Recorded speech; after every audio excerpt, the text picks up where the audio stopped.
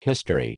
In 1903, the Yankees steam-powered car inventor Freelan Oscar Stanley, 1849 to 1940, was stricken with a life-threatening resurgence of tuberculosis. The most highly recommended treatment of the day was fresh, dry air with lots of sunlight and a hearty diet. Therefore, like many lungers of his day, Stanley resolved to take the curative air of the Rocky Mountains. He and his wife Flora arrived in Denver, Colorado in June, on the recommendation of Dr. Sherman Grant Bonney, relocated to Estes Park, Colorado for the rest of the summer. Over the course of the season, Stanley's health improved dramatically. Impressed by the beauty of the valley and grateful for his recovery, he decided to return every year. He lived to the ripe age of 91, dying of a heart attack in Newton, Massachusetts, 1 year after his wife, in 1. The 4th Earl of Dunraven and Mount Earl. By 1907, Stanley had recovered completely. However, not content with the rustic accommodations, lazy pastimes and relaxed social scene of their new summer home, Stanley resolved to turn Estes Park into a resort town. In 1907, construction began on the Hotel Stanley, a 48-room grand hotel that catered to the class of moderately wealthy urbanites who composed the Stanley's social circle back east as well as to consumptives seeking the healthful climate.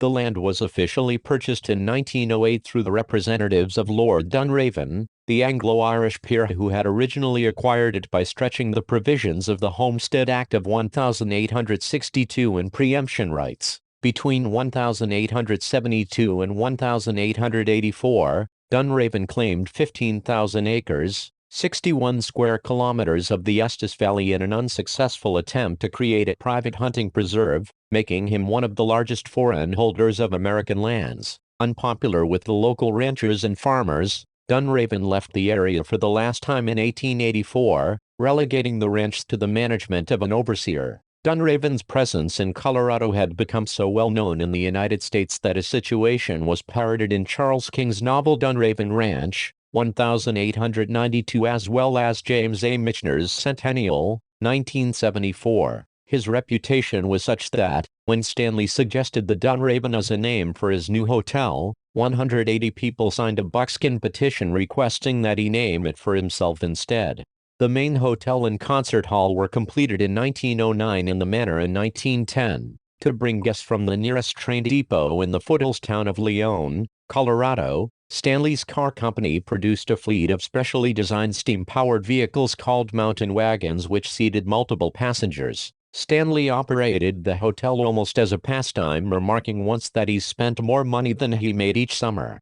Upon opening, the hotel was alleged to be one of the few in the world powered entirely by electricity. In June 1911, an auxiliary gas lighting system was installed. When the pipes were filled, a leak caused acetylene gas to accumulate in the space between the floor of room 217 and the ceiling of the dining room below. On June 25, 1911, a maid entered the guest room and struck a match to light the newly installed lamps, causing an explosion. She survived although her ankles were broken. The next day, a brief article was circulated by the Associated Press stating that the maid was Elizabeth Wilson, a native of Lancaster, Pennsylvania, and that she was hurled from the second to the first floor. However, a later more detailed article in the Fort Collins Express gives her name as Lizzie Leitenberger, and states that she did not fall from the second floor, but lay on the exposed joists until rescued. She was taken to the hospital in Longmont for treatment. 2 waiters suffered minor injuries. Others, in the dining room at the time,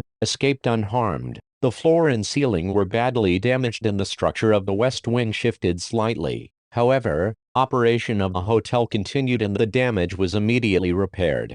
1926, Stanley sold his hotel to a private company incorporated for the sole purpose of running it. The venture failed and, in 1929, Stanley purchased his property out of foreclosure, selling it again, in 1930, to fellow automobile and hotel magnate, Roe Emery of Denver. Until 1983, the resort was only open during the summer, shutting down for the winter every year. The presence of the hotel and Stanley's own involvement greatly contributed to the growth of Estes Park Incorporated in 1917, and the creation of the Rocky Mountain National Park established in 1915.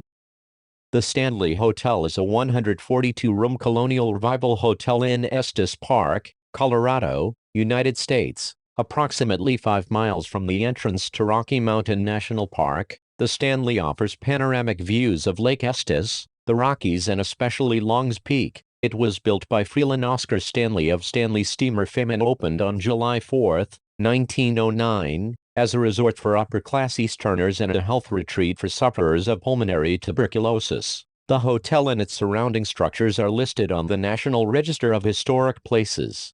The Stanley Hotel served as the inspiration for the Overlook Hotel in Stephen King's 1977 best-selling novel The Shining, and as the filming location for the 1997 TV miniseries, are also written by King. Today, the hotel features a restaurant, spa and bed and breakfast, and provides guided tour. Despite a peaceful early history, in the years following the publication of The Shining, the Stanley Hotel gained a reputation as a setting for paranormal activity. It has hosted numerous so-called paranormal investigators and appeared in shows such as Ghost Hunters and Ghost Adventures. The hotel also offers guided tour which features spaces reputed to be exceptionally active.